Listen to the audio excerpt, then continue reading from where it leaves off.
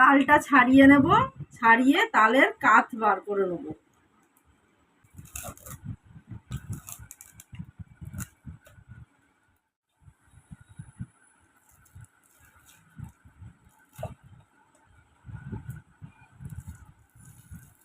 একটু ভালো করে এটাকে চটকে নেব, নিয়ে তারপর তালের কাঠটা বার করে নেব।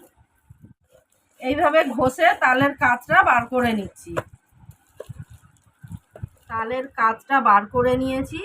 এবার এটা এই ছাঁকনির মধ্যে দিয়ে একটু ছেঁকে নেব, যাতে এতে কোনো রকম তালের আঁশ না যায়। এইভাবে তালের কাঠটাকে বার করে নেব ছেঁকে। 1 চামচ ঘি এতে দিয়ে দিলাম, 2টো থেতো করা এলাচ দিয়ে দিলাম, তালের কাঠ দিয়ে দিলাম।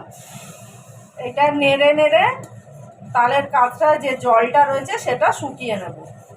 খানিকটা জলটা শুকিয়ে এসছে, এবার বাতাসা দিয়ে দিলাম, সামান্য একটুখানি নুন দিয়ে দিলাম। এবার নারকেল কোড়াটা এতে দিয়ে দিচ্ছি, ভালো করে একটু ফুটিয়ে নেব। নারকেলটা দিয়ে আর একটু ফুটিয়ে নিয়েছি। এবার 1 বাটি দুধ এতে দিয়ে দিচ্ছি। দুধটা দিয়ে ভালো করে ফুটিয়ে নিয়েছি। এবারে এতে কাজু আর কিশমিশটা দিয়ে দেবো।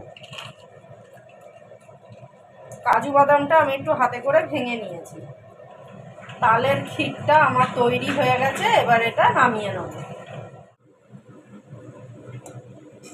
ওপর থেকে একটু কাজু ছড়িয়ে দিলাম, কিশমিশ কুচিয়ে নিয়ে দিয়ে দিলাম, একটুখানি নারকেল কোড়া ওপর দিয়ে দিলাম। নতুন বন্ধুদের সাবস্ক্রাইব করার জন্য অনুরোধ রইল।